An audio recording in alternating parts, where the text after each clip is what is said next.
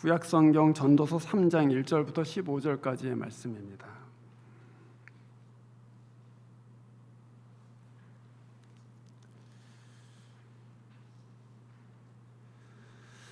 중간에 한 절을 제가 번역을 약간 바꿔서 읽겠습니다. 제가 읽습니다. 모든 일에는 다 때가 있다. 세상에서 일어나는 일마다 알맞은 때가 있다. 태어날 때가 있고 죽을 때가 있다. 심을 때가 있고 뽑을 때가 있다. 죽일 때가 있고 살릴 때가 있다. 허물 때가 있고 세울 때가 있다. 울 때가 있고 웃을 때가 있다. 통곡할 때가 있고 기뻐 춤출 때가 있다. 돌을 흩어버릴 때가 있고 모아들일 때가 있다. 껴안을 때가 있고 껴안는 것을 삼갈 때가 있다. 찾아 나설 때가 있고 포기할 때가 있다. 간직할 때가 있고 버릴 때가 있다. 찢을 때가 있고 꿰맬 때가 있다. 말하지 않을 때가 있고 말할 때가 있다. 사랑할 때가 있고 미워할 때가 있다. 전쟁을 치를 때가 있고 평화를 누릴 때가 있다. 사람이 애쓴다고 해서 이런 일에 무엇을 더 보탤 수 있겠는가?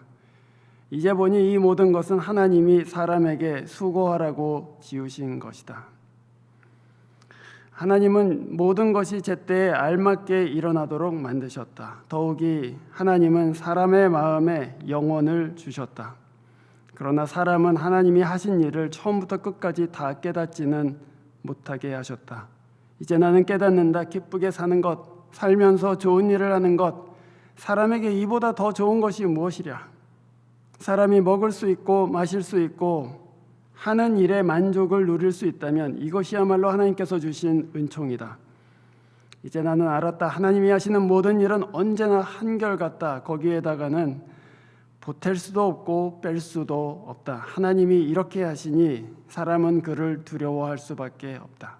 지금 있는 것 이미 있었던 것이고 앞으로 있을 것도 이미 있는 것이다. 하나님은 하신 일을 되풀이 하신다.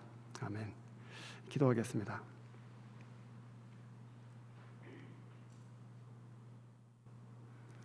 우리의 생명과 모든 걸음을 주장하시는 하나님께 찬송과 영광을 올려드립니다. 부족하고 연약한 저희들을 걸음걸음마다 지키시고 또 인생의 한순간 한순간을 주의 은총 가운데서 붙들어 주시는 것을 감사드립니다. 잊고 살 때가 많고 또 인정하지 않을 때도 있으나 하나님은 신실하게 저희들을 붙들고 계시는 아버지이시여 또한 목자 되심을 감사드립니다. 이 말씀 함께 저희들이 받을 때에 영혼 가운데 계시는 하나님, 인생 가운데서 찾는 은혜가 있게 해주시고 또 한순간을 사는 것처럼 살아도 영원하신 주님 앞에 마음을 드리고 또 우리 인생을 드리는 귀한 결심들이 일어나도록 인도하여 주시옵소서. 주 예수 그리스도 이름으로 기도합니다. 아멘. 오늘 우리가 읽은 이 전도서는 해석하기가 굉장히 까다로운 책입니다.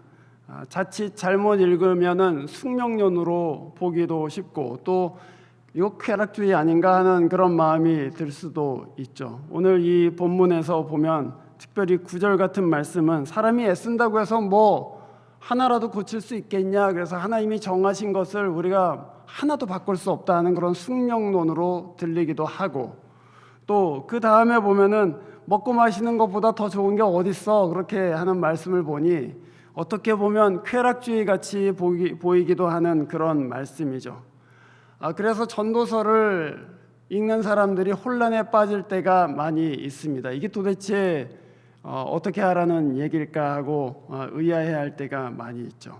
그런데 여러분, 전도서는 사실 굉장히 현실적이면서 굉장히 하나님 앞에 믿음으로 사는 길을 우리들한테 가르칩니다. 특별히 오늘 이 본문을 통해서 전도서는 때라는 주제에 대해서 저희들에게 가르치고 있죠. 1절에 보시면은 모든 일에 때가 있다 이렇게 말씀하십니다. 그때는 물리적인 때가 아니죠. 어떤 일들이 정해진 시간에 일어나게 되는 그런 시즌을 얘기하거나 또는 기회를 얘기하는 것입니다. 오늘 2절부터 8절까지의 말씀을 여러분이 읽으시면서 어떤 생각을 하셨습니까? 태어날 때가 있고 죽을 때가 있다. 우리 남자 성도분들 첫 아이 태어날 때 기다리셨죠, 그렇죠? 그 산통이 시작되고 병원에 달려가고 그리고 언제 나오나 그리고 시계 보면서 기다리셨잖아요. 근데 그거 통제할 수 있습니까? 그 시간 마음대로 할 수 없죠. 어떤 때는 막 16시간 걸리기도 하고 어떤 때는 병원에 도착하기도 전에도 벌써 나와버렸다고 하기도 합니다. 때를 통제하는 것이 불가능합니다. 또 여러분 가운데 가족들을 잃으시거나 또는 친구들 잃어버리신 분들이 계시죠. 죽음이 우리 힘 밖에 있어요. 우리의 계획 밖에 있습니다. 불의의 사고로 죽기도 하고 또 죽을 똥 살똥하면서 100세까지 사시는 분들도 계시고 또 뜻하지 않은 이별을 하게 되는 것이 인생이죠. 오늘 2절부터 8절까지 있는 그 말씀들, 흩을 때가 있고 또 모을 때가 있다, 울 때가 있고 웃을 때가 있다, 통곡할 때가 있고 기뻐서 춤을 출 때가 있다. 그 모든 때는 우리가 정한 때들이 아닙니다. 그냥 우리에게 온 때들이에요. 하나님께서 이런 시즌을 우리들에게 주신 것이죠. 아무리 씨를 뿌리고 싶어도 한여름에 텍사스에서 오이 씨를 뿌리는 사람이 어디 있겠습니까? 또 아무리 오이가 빨리 자라서 먹어봤으면 좋겠다고 오이를 땅에서 들어 올린다 한들 그것이 자랄 수는 없는 것이죠. 식물도 씨를 뿌려야 될 때가 있고 거둘 때가 있는 법인데 우리 인생은 하물며 어떠하겠습니까? 하나님께서 우리에게 주신 특별한 때가 인생 가운데 찾아옵니다. 그런데 이 때들은 우리 통제 밖에 있기 때문에 때로는 우리가 기대하지 않은 때에 찾아오고 그래서 마음이 복잡하고 힘들 때가 많이 있습니다. 이렇게 관계가 망가져서는 안 될 것 같은데 어쩔 수 없는 상황으로 관계가 망가질 때가 있습니다. 이렇게 보내면 안 될 것 같은데 보내야 될 때가 있어요. 불행 가운데 웃음이 찾아오기도 하고 아픔 가운데 위로가 찾아오기도 하고 그때들은 우리의 생각과 계획을 넘어서 우리에게 찾아오고 또는 가기도 합니다. 이 말씀들 2절부터 8절까지의 말씀을 찬찬히 읽어보시면 이 전도자가 우리에게 하시는 말씀이라는 것이 자기 마음대로 인생 살 수 없다는 것을 가르치시는구나 하는 것을 첫 번째로 알게 되죠. 그리고 또 한 가지는 여기에 드러나 있지 않지만 이 때를 주시는 분은 바로 하나님이시구나 하는 것을 알게 됩니다. 태어나고 죽는 것 누가 주관하십니까? 하나님이 주관하시죠. 사람이 헤어지고 만나는 것 사람이 떠나는 것 같고 사람이 준비해서 왔다 갔다 하는 것 같지만 그렇지 않습니다. 어느 도시에 무슨 잡이 어떻게 되는지 자기 통제에 달려있지 않습니다. 하나님께서 기회를 여셨기 때문에 떠나는 것이고 그렇기 때문에 가는 것이죠. 하나님이 때를 주관하고 계신다. 그것을 전도서가 아주 강력하게 지금 말씀하고 계세요. 여러분이 잘 아시는 모세, 애굽의 왕자로 40년간 교육받습니다. 다 준비된 것 같아요. 젊음도 있죠, 힘도 있죠, 정치적인 권세도 있습니다. 게다가 히브리인 출신이에요. 얼마든지 그때 몸을 일으켜서 반역을 도모하든지 전쟁을 도모하든지 그래서 나올 수 있죠. 그런데 하나님께서는 그를 40살에 쓰시지를 않으세요. 광야에 두시고 40년을 썩히십니다. 왜 여기 있어야 되는가? 그 답에 그 질문에 하나님께서 대답하시지 않습니다. 그냥 광야에서 그렇게 다 기력도 쇠잔하고 또 애굽에서 배웠던 학식들도 다 없어져요. 그런데 사도행전 7장 30절에 보면 40년이 참해 이렇게 되어 있습니다. 굉장히 특이한 표현입니다. 영어 성경, 영어 번역으로는 번역하기가 굉장히 어려운 것인데 40 years가 fulfill 됐다 이 얘기예요. 또는 킹 제임스 버전에 보면은 40 years가 expire 됐다 이렇게 되어 있어요. 무슨 얘기냐면 하나님께서 작정하신 40년이 있었다는 것입니다. 그냥 흘러간 게 아니에요. 내가 너한테 40년의 훈련의 기간을 주겠다. 그리고 그 40년 후가 지나야지 그때서야 네가 이 애굽에 들어가서 내가 도모한 일을 할 것이다, 그 얘기입니다. 그러니까 40년 동안은 광야에서 모세가 아무리 몸부림치고 발버둥치고 하나님께 부르짖어도 다른 일을 할 수가 없는 것이죠. 그때는 하나님께서 통제하고 계십니다. 잠언 16장 9절 말씀, 여러분들 가운데 많이 외우시는 분들도 계실 텐데 한번 찾아보겠습니다. 저는 개역 개정판으로 읽도록 하겠습니다. 잠언 16장 9절 말씀, 이렇게 되어 있습니다. 사람이 마음으로 자기의 길을 계획할지라도 그 걸음을 인도하시는 이는 하나님이시니라. 사람이 마음으로 자기의 길을 계획해요. 어디 가서 뭐 해야지, 또 어디 가서 어떻게 공부해야지, 또 언제 결혼해야지, 언제 애내야지. 그런데 그 걸음을 인도하시는 분, 실제로 그 일이 일어나도록 때를 주시는 분은 하나님이시다, 그 얘기입니다. 그거 빨리 깨달아야 됩니다, 여러분. 이게 내 손에 달려있지 않다. 나는 물론 열심히 공부하고 나는 물론 열심히 일하지만 적절한 때를 주시는 분은 하나님이시다. 그래서 내 인생의 주인은 사실 내가 아니다 하는 것을 빨리 깨달으셔야 됩니다. 그 때를 갖고 하나님과 싸우면 안 돼요. 하나님이 내게 때를 주시는 분이시고 하나님이 내 걸음을 인도하시는 분이시다. 나만 그래요? 내 자식들도 그렇고 내 가족들도 그렇고 내 교우들도 그렇다. 빨리 깨달으셔야 됩니다. 하나님이 때를 주시는 분이시기 때문이죠. 때를 정한다는 것은 사실은 큰 권위가 아니겠습니까? 무슨 일을 언제 하는지 그 회사 사장이 정하잖아요. 우리 이번에 이런 프로젝트 한다. 사원 중에 난 그 프로젝트가 별로 마음에 들지 않는데 딴 거 해야지. 여러분 그렇게 할 수 있습니까? 때를 정하는 것은 사장이 하는 일이에요. 때를 사장이 정하면 그에 맞춰서 온 회사가 움직이게 돼 있는 것이죠. 하나님도 마찬가지입니다. 하나님이 때를 정하시면 그 타임 스케줄에 따라서 우리가 움직이는 것이죠. 물론 하나님께서 모든 것을 정하시지 않습니다. 마치 사원들한테 우리 프로젝트가 이거 하는데 이런 역할을 하라고 그 역할을 맡겨주지 그거를 하루하루 다 정해주지는 않잖아요. 하나님도 우리에게 어떤 인생의 큰 때들을 주시고 그 때 안에서 우리가 공부하고 일하고 애들을 키우고 섬기고 하나님을 섬기고 하는 일들을 하게 하시죠. 그 하나님이 주신 기회를 하나님이 주신 것으로 인정하는 것, 그리고 그 주권이 하나님께 있다는 것을 인정하는 것, 그것이 사실은 믿음이고 또한 지혜입니다. 그래서 하나님과 때를 가지고 다투지 마세요. 하나님 왜 이제 여기서 안 일어납니까? 하고 다투지 마세요. 또는 왜 하나님 빨리 안 주십니까? 그러게 다투지 마세요. 하나님은 알맞은 때에 주십니다. 오늘 9절 말씀에 이렇게 돼 있잖아요. 사람이 애쓴다고 해서 이런 일에 무엇을 더 보탤 수 있느냐? 보탤 수 없습니다. 우리 열심히 최선을 다하지만 그 시간을 움직일 수는 없어요. 그래서 하나님, 때를 얻든지 못하든지 하나님께서 맡기신 일들을 제가 충실하게 감당하고 주의 때를 기다리겠습니다. 그게 맞는 거예요. 그게 믿음이에요. 오늘 11절에 있는 말씀, 하나님은 모든 것이 제때에 알맞게 일어나도록 만드셨다, 이렇게 번역이 되어 있습니다.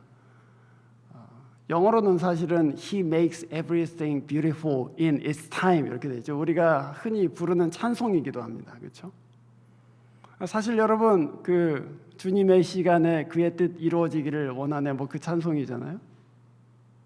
In His time, in His time, He makes all things beautiful in His time 이렇게 얘기하잖아요.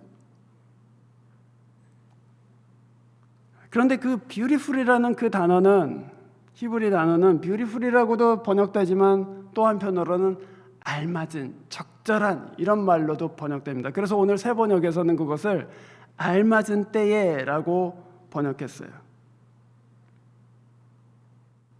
그런데 여러분, 우리가 아까 읽은 2절부터 8절까지의 말씀을 보면서 울 때가 있고 웃을 때가 있다 그랬는데, 우리가 통곡하게 될 때, 우리가 싸매지 못하고 찢어야 될 때에 This is beautiful 이렇게 말할 수 있겠어요? 우리가 눈물을 흘리면서 떠나게 될 때에, 우리가 눈물을 흘리면서 모았던 것들을 흩어야 될 때에 이것이 알맞은 때이다 이렇게 말할 수 있겠냐고요.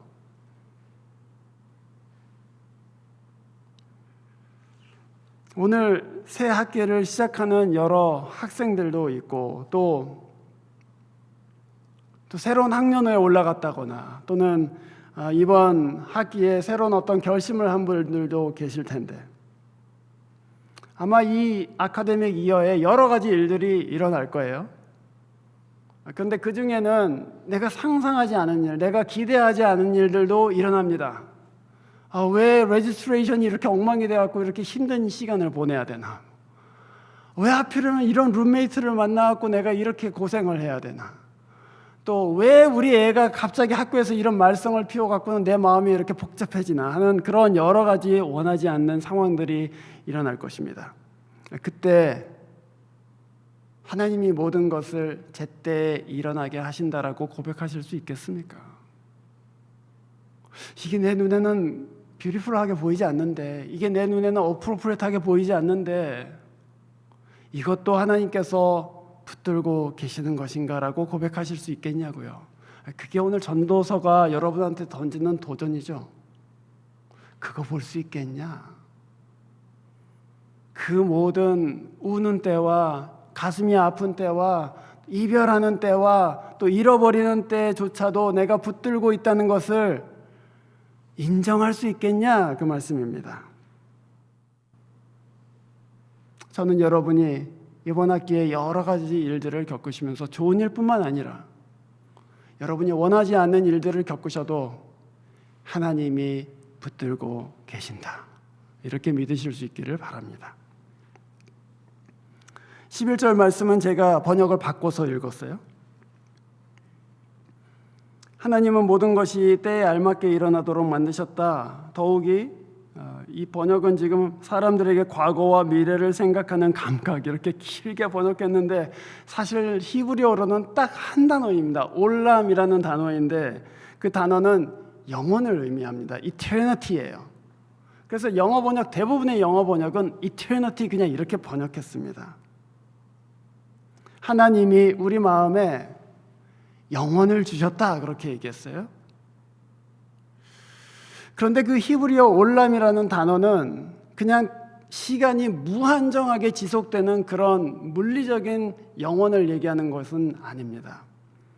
그 올람이라는 단어는 언제나 하나님의 신실하심, 하나님의 변하지 않으심, 하나님의 영원한 언약, 그런 것을 가리킬 때 올람을 사용해요. 그래서 베리트 올람, 베리트란 말이 언약이라는 말인데 베리트 올람 그러면은 eternal covenant, 사실은 eternal covenant 하면 좀 이상한 말이죠. 사실은 하나님께서 이 언약에 대해서 굉장히 신실하시다, 끝까지 지키신다 하는 그런 의미를 갖고 있습니다. 말하자면 하나님이 우리 마음에 영혼을 주셨다는 것은 우리 마음에 하나님의 신실하심, 하나님의 한결같으신 그 언약을 우리 마음 가운데 주셔서 하나님이 우리에게 원하지 않는 때를 주실 때에도 하나님이 주셨다, 하나님이 신실하게 내 인생을 붙들고 계신다 하는 것을 알아보게끔 하신다는 말이죠. 더 나아가서 이 올람이라는 단어는 때로는 하나님 자신을 가리키기도 합니다. 다니엘서 7장 9절 같은 곳에서는 이 올람을 옛적부터 항상 계신 이 이렇게 번역했습니다. 그냥 올람이에요. 사실은 하나님 자신이기도 합니다. 하나님이 우리 마음 가운데에 그 영혼을 주셨다면 그분은 누구시겠습니까, 여러분? 우리 마음 가운데 살아계시는 그리스도이시죠. 하나님의 약속을 지키시는 분, 하나님의 무궁한 사랑을 우리에게 증거하시는 분, 그 그리스도가 우리 마음 가운데 하나님의 영혼으로 계십니다. 근데 그 되게 이상한 일 아니에요? 우리는 유한한 사람인데, 우리는 많이 살아봐야 한 8, 90년 사는 인생인데 그 마음에 이터니티를 주셨다. 영원한 하나님의 언약을 주셨다. 굉장히 이상한 것입니다. 마치 진짜 쓰레기 같은 그릇에 보화를 담은 것과 같이 이상한 일이죠. 그런데 그것은 마치 태풍의 눈과 같습니다. 우리 마음 가운데 그 하나님이 주신 영혼이 들어와 있으면, 여러분 태풍의 눈을 아시죠? 태풍이 이렇게 쓸고 지나가면 이게 소용돌이 아닙니까, 사실은. 그래서 태풍 주변에 있는 것은 다 날아가죠. 막 흔들리고 무너지고 막 난리 법석을 치지만 그 눈은 the eye of typhoon, eye of cyclone, 거기는 조용해요. 거긴 중심이기 때문이죠. 그게 마치 우리 마음 안에 있는 영혼과 같은 거예요. 내 삶을 보니까 막 흔들리기도 하고 무너지기도 하고 막 이리저리 떠돌아다니는 것 같기도 하고 굉장히 복잡하단 말이에요. 우리 세상을 봐도 그래요. 막 헤이리에서 무슨 얼스퀘이크 일어나고, 막 아프가니스탄에서는 무슨 엄청난 대탈출 작전이 막 일어나기도 하고, 막 그런 일들이 일어난단 말이죠. 이 세상은 정말 태풍과 같이 막 휩쓸려 다니는 것 같아요. 그러나 우리 마음 가운데 하나님이 주신 그 영혼이 있으면 그 복잡한 세상을 살면서도 하나님이 이 모든 것을 붙들고 계시는구나 하고 마음 가운데 평화를 찾을 수가 있습니다. 제가 드리는 말씀은 그것입니다. 여러분의 상황을 그 영혼으로부터 시작해서 보시라는 것입니다. 우리는 사실 반대로 보잖아요. 내 상황을 보면서 하나님이 나한테 좀 얄궂게 대하신다. 하나님이 내 상황을 보면서 하나님이 나한테 인색하게 대하신다. 이렇게 거꾸로 생각해요. 상황을 보고 하나님을 판단해요. 근데 그 순서가 사실은 바뀌어야 되는 거예요. 상황을 보고 하나님을 판단하는 것이 아니라 하나님의 신실하심을 보고 상황을 판단해야 되는 거예요. 하나님이 신실하시다면 이렇게 흔들려도 괜찮다. 하나님이 잠잠케 하신다. 하나님이 내게 이 영원한 언약을 주셨으면 내가 지금 망하는 것 같아도 괜찮다. 왜? 하나님이 내 마음에 그 확신을 주셨기 때문에. 그게 어디서 나타납니까, 여러분? 창세기 39장 요셉의 이야기에서 나타나죠. 창세기 39장을 한번 찾아보십시오. 요셉은 여러분이 아시다시피 12아들들 중에 11번째 아들로 야곱에게서 태어났습니다. 야곱은 자기가 사랑하던 라헬의 소생인 요셉을 굉장히 사랑했죠. 그래서 다른 아들보다 훨씬 더 깊이 사랑했습니다. 그래서 형제들이 다 미워했죠. 그래서 이 형제들이 이 요셉을 참 나쁜 짓이지만 애굽의 종으로 팔아버립니다. 그래서 요셉은 하루아침에 애굽의 노예가 돼요. 생각하면 머리털 뽑고 자결하고 싶은 그런 분노가 일어났을 거예요. 이 나쁜 놈들 하면서 분노에 사로잡혀서 내가 진짜 사랑받던 아들인데 여기 와서 무슨 짓이야 그러고 인생 다 종쳤다고 절망하고 낙심하고 또는 자결해버렸을지도 모르는 그런 일이죠. 그런데 오늘 39장을 보십시오. 요셉이 이집트로 끌려갔다. 요셉을 이집트로 끌고 내려간 이스라엘 사람들은 바로의 신하인 경호대장 이집트 사람 보디발에게 요셉을 팔았다. 그 다음 구절이 굉장히 특이합니다. 주님께서 요셉과 함께 계셔서 앞길이 잘 열리도록 그를 돌보셨다. 요셉은 그 주인 이집트 사람의 집에서 살게 되었다. 그 주인은 주님께서 요셉과 함께 계시며 요셉이 하는 일마다 잘 되도록 주님께서 돌보아 주신다는 것을 알았다. 주인은 요셉이 눈에 들어서 그를 신복으로 삼고 집안일과 재산 모두를 요셉에게 맡겨 관리하게 하였다. 자기 인생의 거시적인 레벨에서는 막 엉망이 되고 있어요. 형제들은 나를 미워하죠. 나를 애굽에다 팔아버리죠. 내 인생은 진짜 수렁으로 빠지는 것 같은 그런 상황입니다. 그런데 미시적인 상황에서 오늘 하루하루의 삶에서는 하나님이 이상하게도 동행하고 계신단 말이에요.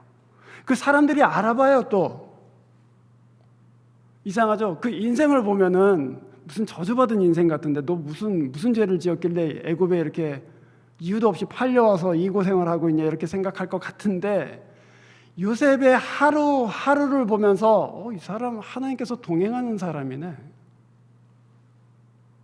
그래서 형통하게 되고, 여기에 나오지 않지만 요셉은 자기의 일을 잘하고 즐거워했던 것 같아요. 어떻게 그럴 수 있을까? 더 나아가서는 39장을 여러분이 쭉 읽어보시면 나중에는 누명을 쓰고 죄수가 돼버립니다. 노예도 아니고 이제는 죄수 신분으로 떨어져요. 근데 죄수 신분이 되는데도 또 사람들이 요셉을 보면서 하나님이 같이 계시네 이렇게 얘기해요. 자결을 한다거나 디프레션에 빠진다거나 또는 인생을 포기해야 해버린다거나 그런 일이 여기 나타나 있지 않습니다. 하나님의 영원히 요셉의 마음 가운데 있기 때문이죠. 자기 인생은 태풍과 같이 막 움직이고 있는데 요셉의 마음 가운데는 하나님이 이 모든 것을 주장하고 계신다. 여러분, 그러면 어떻게 되는지 아세요? 이 전도서로 다시 돌아오시면 12절, 13절 말씀처럼 고백하게 돼요. 또 경험하게 됩니다. 이제 나는 깨닫는다. 이제, 언제? 하나님이 이 모든 것의 주인이시라는 것을 알고 하나님이 이 모든 일들을 주장하고 계시다는 것을 깨달은 지금 내가 깨닫는다. 무엇을 깨닫죠? 기쁘게 사는 것, 살면서 좋은 일 하는 것, 사람에게 이보다 더 좋은 일이 무엇이랴. 또 더 나아가서 사람이 먹을 수 있고 마실 수 있고 하는 일에 만족을 누릴 수 있다면 이것이야말로 하나님께서 주신 은총이 아닌가.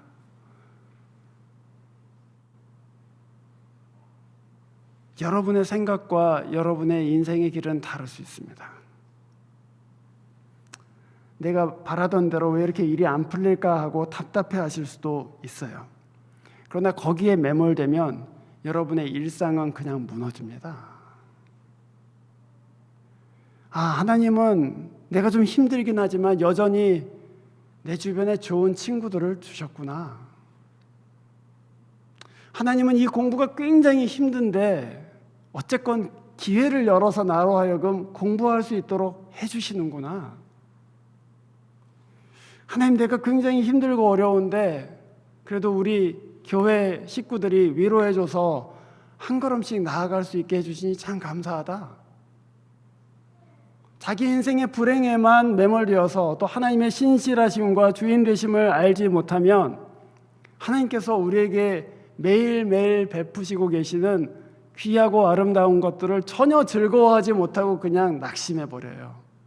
그러나 요셉은 자기 인생에 어려운 일이 생김에도 불구하고 하나님이 내 영원자가 되신다 하는 것을 알고 있습니다. 오늘 교회 끝나고 밥 먹으실 거죠? 그렇죠?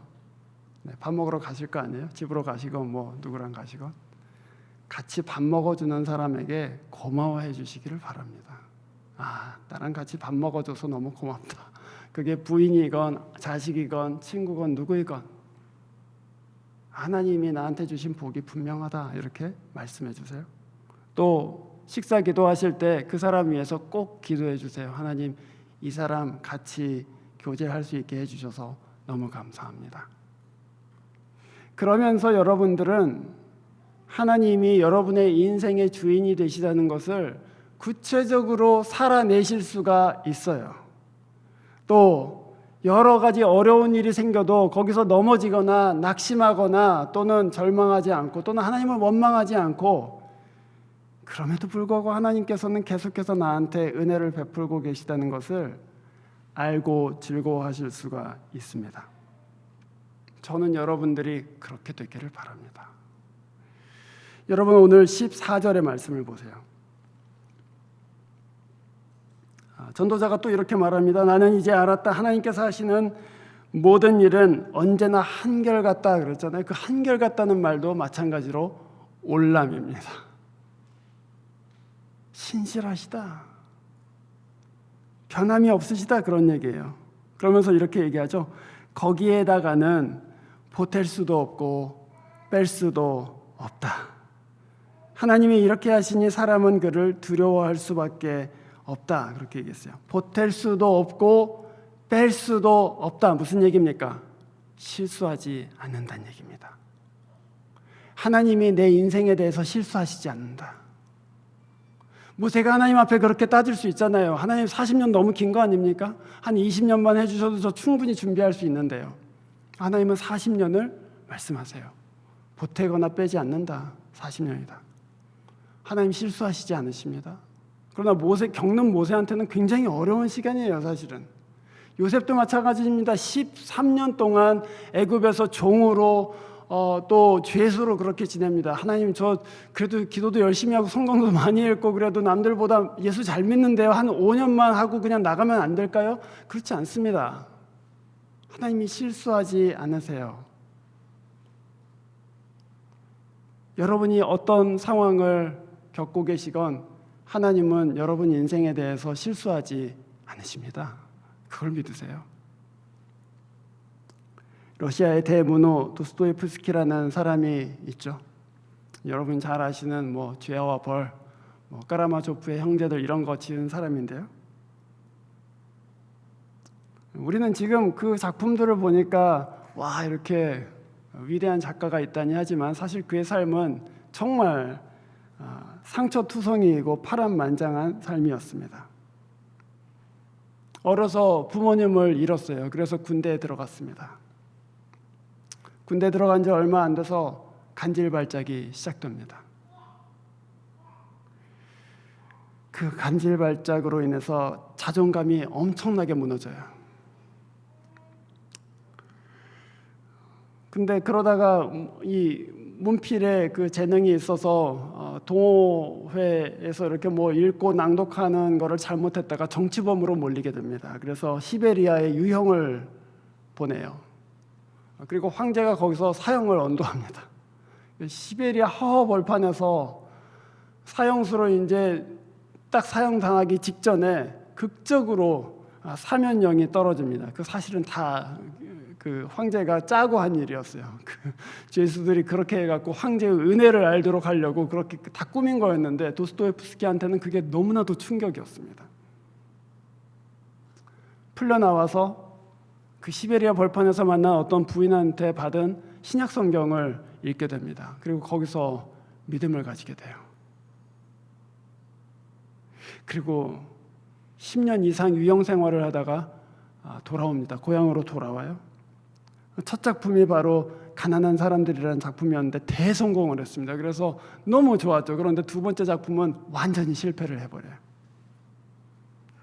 자기 형과 잡지사를 차립니다. 근데 그 잡지사를 차리고 형이 죽어버리는 바람에 엄청난 빚을 떠안고 죽기 몇 년 전까지 빚을 갚느라고 허덕입니다. 간질발작으로 인해서 부인한테도 아이들한테도 굉장히 힘든 시간을 보내게 되고 나중에는 또 도박에 빠져갖고는 그런 큰 어려움을 겪습니다. 그런데 이상하게도 그 도스토옙스키의 소설에 보면 그런 자기 인생의 그 암울한 것들, 굴곡진 것들, 아픈 것들이 다 드러나요. 돈 문제, 여자 문제, 도박 문제, 또 찌질한 인간관계의 문제들이 너무 자세하게 다 드러납니다. 자기 얘기예요, 사실은. 근데 이상하게도 그 작품마다 우리가 말한 그 태풍의 눈과 같은 사람이 꼭 한 명씩 나와요. 그 모든 혼란 가운데 마치 예수 그리스도가 서 있는 것처럼 순결하게 서 있는 사람,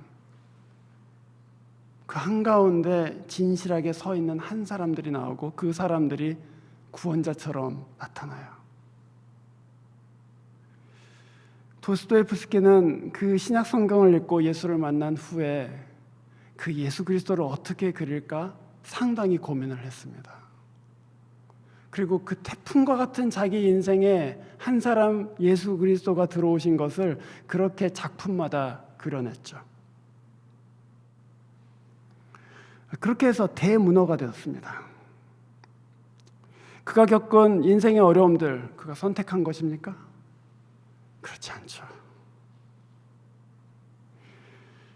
또 그 모든 일어난 일들이 아름답고 적절해 보일까요? 전혀 그렇지 않습니다. 큰 아픈 것들이고 일어나서는 안 될 것들이고 너무 힘든 것들이고 하지만 주님께서는 그 모든 상황을 통해서 이 작가에게 인생에 얼마나 힘든 것들과 비극적인 것들을 드러내게 하시고 그리고 그 안에 태풍의 눈과 같은 예수 그리스도 하나님의 영원이신 그분을 그려낼 수 있도록 만드셨습니다.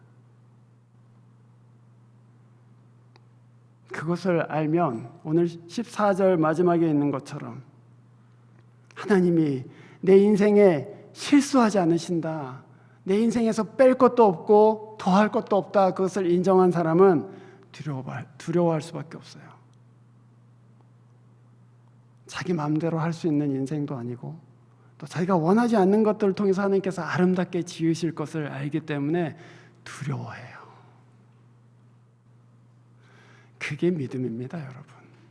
내 마음대로 살고 내 욕망대로 하나님께 구하고 그런 것이 믿음이 아니에요.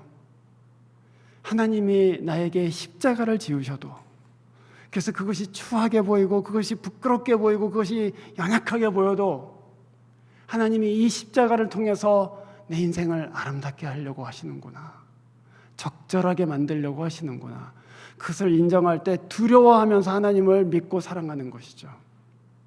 그 은혜가 여러분 가운데 있기를 바랍니다. 그래서 여러분의 인생 가운데 하나님이 행하시는 일들을 보시면서 떨며 주님을 찬송하고 겸손하게 주님의 때를 받아들이고 그리고 때를 얻든지 못하든지 하나님께서 여러분 안에 두신 그 영원하신 언약에 충실한 웨이코 한인교회 교우 되시기를 주의 이름으로 축원합니다. 기도하겠습니다.